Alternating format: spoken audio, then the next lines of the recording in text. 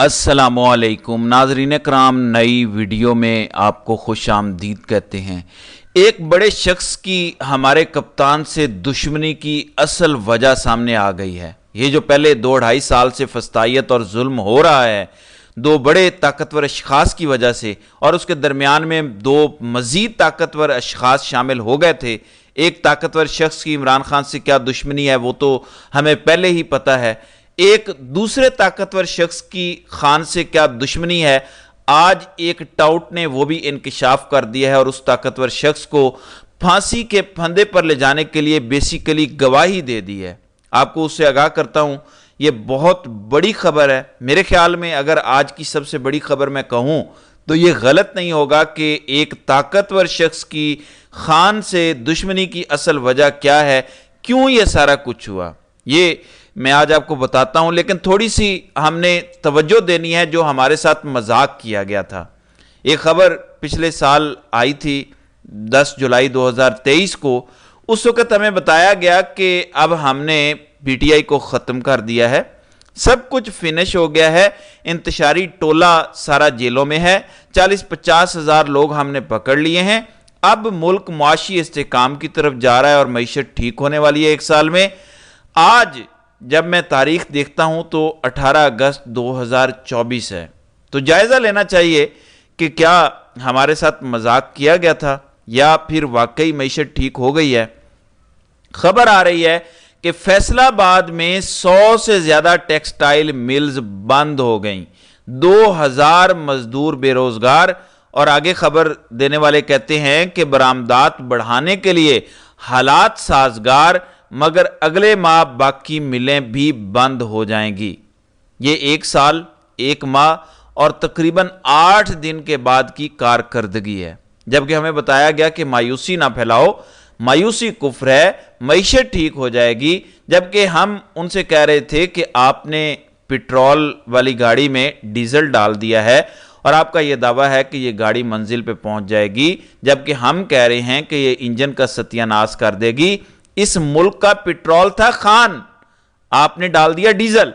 शहबाज शरीफ, जरदारी, नवाज, मरियम, इन सब को मिला के पाकिस्तान की चलती हुई गाड़ी जो पेट्रोल पे चलती थी, जिसका इंजन ही पेट्रोल पे चलता था, आपने उसको डीजल से भर दिया। अब वो धुआं दे रहा है, इंजन सीज हो गया है और अब आपको समझ नहीं आ रही कि करना क्या है। फिर खान के दौर की 22 नवंबर 2020 की यह खबर है कि फैसलाबाद टेक्सटाइल सेक्टर में काम उरूज पर, मजदूर कम पड़ गए, यानी नौकरियां इतनी ज्यादा हो गई कि लोग नहीं मिल रहे थे। और अब फैसलाबाद की सितारा टेक्सटाइल मिल जो इतनी पुरानी मिल है उस समेत 100 से जायद मिलें बंद हो गई हैं, लाखों मजदूर बेरोजगार हो गए हैं। यह सब सिर्फ पेट्रोल की गाड़ी में डीजल डालने का नतीजा है। इस मौके पर कुछ बहुत ही खतरनाक सवालात बनते हैं, लेकिन मैं वो सवालात बयान करूंगा तो बहुत मुश्किल हो जाएगी। देखें, इनको भारत की कंपनी जब भी नाकाम होती है तो कंपनी हमेशा भारतीय बयानियां लॉन्च करती है कि देखें इनको भारत की सपोर्ट है। जब कंपनी के अंदर नवाज शरीफ के साथ हिस्से पर लड़ाई शुरू हो गई, जिसमें नवाज शरीफ शायद अपने हिस्से से ज़्यादा मांग रहा था, तो इस पर आपस में लड़ पड़े। तो ऐसी सूरत हाल में इल्ज़ाम नवाज शरीफ पे लगाया गया कि ये प्रो भारत है, इसकी फैक्ट्रियां हैं, भारतीय मजदूर हैं, ये खुफिया मुलाकातें करता है अजीत दोवल से, इसके मोदी से खुफिया राब्ते हैं, सजन जंदाल से राब्ते हैं। गो ये सारी खबरें सच थी, लेकिन ये बयानिया तब बनाया गया जब आपस में हिस्सों पर लड़ाई शुरू हो गई। अब खान इनसे चूंकि पूरा ऊंट बचाना चाह रहा है, तो खान की पार्टी के तर्जुमान रऊफ हसन पे ये इल्जाम लग रहा है कि उसके भारतीय और अमरीकी सहाफियों से राब्ते थे। तो ये कंपनी सरकार का पुराना वतीरा है कि जब कुछ और ना रहे तो उन पर भारतीय एजेंट होने का इल्जाम लगा दो। अब आते हैं उस खबर पर जो आपको हिलाकर रख देगी। टाउट की जानिब से यह खबर आई है। मुनीफ फारूक ट्वीट करते हैं कि लेफ्टिनेंट जनरल नदीम अंजुम जब DGISI बने तो उनके साथ खान का रवैया बहुत ख़राब था। एक बार खान ने उन्हें मुलाकात के लिए बुलाया तो काफ़ी देर इंतज़ार करवाया, फिर जाकर मुलाकात की। बाद में नदीम अंजुम ने खान से बात करना ही छोड़ दी और कहा कि जो बात करनी है आर्मी चीफ से करें। खान जब बात करने के लिए फ़ोन करता तो जवाब दिया जाता कि DGISI बहुत मसरूफ़ हैं, अभी बात नहीं कर सकते। D G I S I directly وزیر اعظم کو جواب دے ہے، یہ میں آپ کو بتا دوں تو یہ اعتراف جرم ہے کہ ڈی جی آئی ایس آئی نے مس کنڈکٹ کیا ہے، اپنے حلف کی خلاف ورزی کی ہے کہ وہ جان بوجھ کے وزیر اعظم کی کال نہیں سنتے تھے۔ لیکن اس میں یہ بھی بتا دیا گیا ہے کہ خان سے ان کی ذاتی دشمنی کس بات پر ہے کہ پہلے خان نے ان کو نوکری لگنے سے روکنے کی کوشش کی، وہ سب کے سامنے ہے، کیونکہ خان چاہتے تھے کہ جنرل فیض حمید کو کنٹینیو کروایا جائے، کیونکہ افغانستان کی صورتحال ایسی تھی اور سب نے دیکھا کہ دوسرے کے آنے کے بعد افغانستان کے حالات تباہ کن ہو گئے۔ اور دوسرا یہ کہتے ہیں کہ مجھے بلا کے بڑا انتظار کروایا میٹنگ کے لیے، تو اس کے بعد انہوں نے خان کے لیے دل میں رکھ لیا کہ میں نے تو بات ہی نہیں کرنی، اور پھر آپ نے دیکھا کہ پچھلے 2.5 سال میں کیا کیا نہیں ہوا پاکستان کے ساتھ۔ لیکن ناظرین کرام، اصل چیز اس خبر میں کچھ اور ہے۔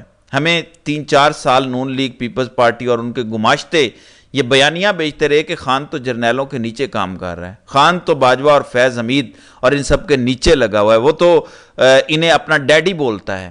حقیقت یہ ہے کہ اب خبریں آ رہی ہیں کہ خان باجوہ کو بھی چھوٹی کرسی پر بٹھاتا تھا، ڈی جی آئی ایس آئی کو بھی ملاقات کے لیے انتظار کراتا تھا، مطلب جرنیلوں کے وہ نیچے نہیں لگا تھا، جرنیل اس کے نیچے لگے ہوئے تھے، اور اس وجہ سے اب وہ غصہ نکال رہے ہیں۔ تو یہ تھی سویلین بالادستی، یہ نہیں کہ کوئی آ گیا ملنے کے لیے تو شہباز شریف باہر آ جاتا ہے دفتر سے اور سلیوٹ پہلے کرتا ہے کہ اس نے پہلے سلیوٹ کر دیا تو کہیں ناراض نہ ہو جائیں۔ تو یہ فرق ہے عمران خان میں اور ان چالاک چوروں میں۔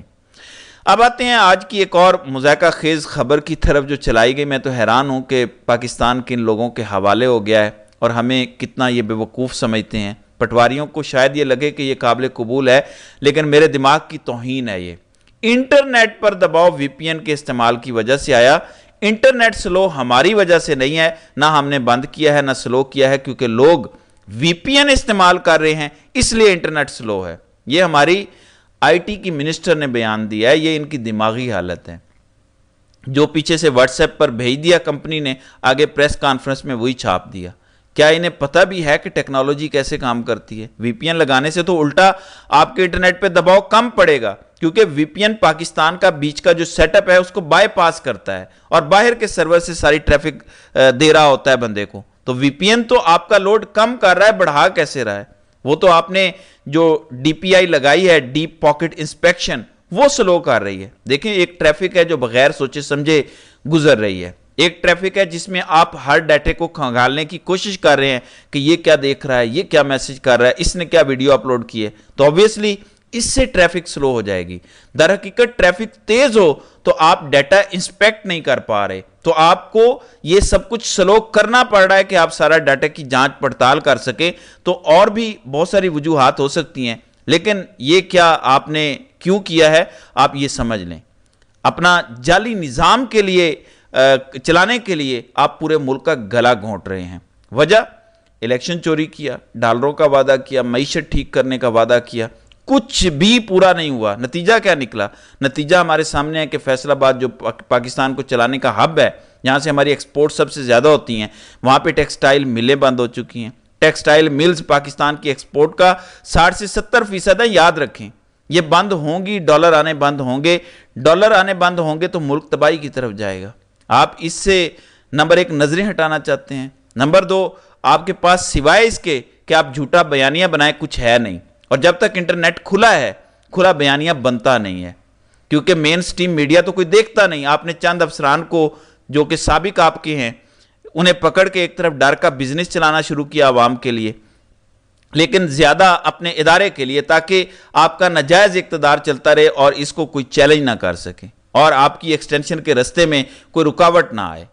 اب آپ کو سناتا ہوں عمران خان کے سپاہی اور ڈٹ جانے والے سلمان اکرم راجہ نے کیا کہا ہے، یہ ذرا ملاحظہ کریں۔ پنجاب میں ہیں، اسی طرح صوبائی حلقوں کے حوالے سے پنجاب میں 43 پٹیشنیں چل رہی ہیں، یعنی کہ یہ تقریباً 85 حلقے ہیں، 85 سیٹیں ہیں جن کے مقدمات پی ٹی آئی کے امیدواروں کے صوبہ پنجاب میں چل رہے ہیں، اور ان کو پنجاب ہی سے سب سے زیادہ خطرہ ہے، کیونکہ وہاں اگر ہمیں حق اپنا ملتا ہے، وہاں اگر جھوٹ اور سچ میں کی تفریق جو ہے وہ واضح ہوتی ہے تو بڑے بڑے برج گریں گے۔ میرے ساتھ والا حلقہ میاں نواز شریف کا تھا، جہاں یاسمین راشد صاحبہ، ڈاکٹر یاسمین راشد بہت بڑی اکثریت سے جیتی۔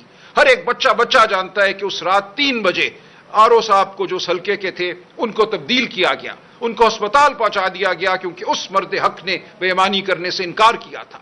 3 बजे एक नया आरओ मुकर्रर होता है और वो तमाम जो नतीजा था उसको तलपट करता है। इसी तरह मेरे हल्के में हुआ, मुझे उठा के गर्दन से दबोचकर बाहर फेंका गया आरओ के दफ्तर से। मेरी एहलिया मेरी इलेक्शन एजेंट थी, उनके साथ भी यही सलूक हुआ। कहां हैं शरीयत के मानने वाले, कहां हैं चादर चार दीवारी का तकद्दुस रखने वाले? उस दिन जो शर्मनाक वाकया हुआ उसका मैं पीछा तमाम उम्र करूंगा। मैं नहीं छोड़ूंगा उन लोगों को जिन्होंने उस दिन हमारे साथ ये बदसलूकी की, और मेरे हल्के के लाखों लोगों ने जिन्होंने वोट दिया। मेरा 1,60,000 वोट तो ये मानते हैं। उन तमाम वोटरों को मैं क्या जवाब दूं? आज भी आते हैं, मेरा गिरीबान थामते हैं और कहते हैं हमारे वोट का क्या हुआ। लिहाजा हम लड़ते रहेंगे और आपके तवस्सुत हम कौम को यह पैगाम देते हैं कि हम पाकिस्तान के वफादार हैं, हम आपके वोट के वफादार हैं, हम पाकिस्तान को फलाह की जानिब ले जाने वाली जमात हैं। हमें जो मर्जी कोई लेबल दे, ऐसा हरगिज नहीं है। किसी मेज पे आए, हमारे साथ बैठें, पाकिस्तान की फलाह के लिए जो ख्वाब हमने देखे हैं उन ख्वाबों को सुनिए, उनको अमली जामा पहनाने के लिए हमारे साथ। जी, जब तक जिंदा हूं पीछा करूंगा, सारी जिंदगी पीछा करूंगा, इनको छोड़ूंगा नहीं। ये इमरान खान का एक सिपाही है, उसका जज्बा है कि हमने आपको नहीं छोड़ना, ये हजम नहीं करने देना आपको चोरी और डाका। तो आप इमरान खान को कैसे छोड़ेंगे? जो डाका आपने मारा है वो इतना ओपन डाका है कि आप उस पर पर्दा ही नहीं डाल सकते। अगर काजी रिटायर हो गया, अल्लाह को अगर पाकिस्तान पर रहम आ गया तो काजी रिटायर होगा। काजी रिटायर होगा तो फार्म 47 और 45 का खेल खुलेगा। ये खेल खुलेगा और अल्लाह ताला ने अगर पाकिस्तान पे अपना रहम किया तो सारे किरदार बेनकाब होंगे और इस मुल्क की आवाम जीतेगी। आप तकदीर से नहीं लड़ सकते। आपकी तकदीर में जिल्लत लिख दी गई है तो वो आपका मुकद्दर बनेगी। बांग्लादेश मॉडल बनाने की ख्वाहिश रखने वाले, पाकिस्तान को भारत के नीचे देने वाले की ख्वाहिश रखने वाले बांग्लादेश मॉडल के अंजाम के लिए भी फिर तैयार रहें। तो नाज़रीन इकराम, आपकी इस वीडियो के हवाले से क्या राय है? आप अपनी राय का इजहार कमेंट सेक्शन में ज़रूर कीजिएगा।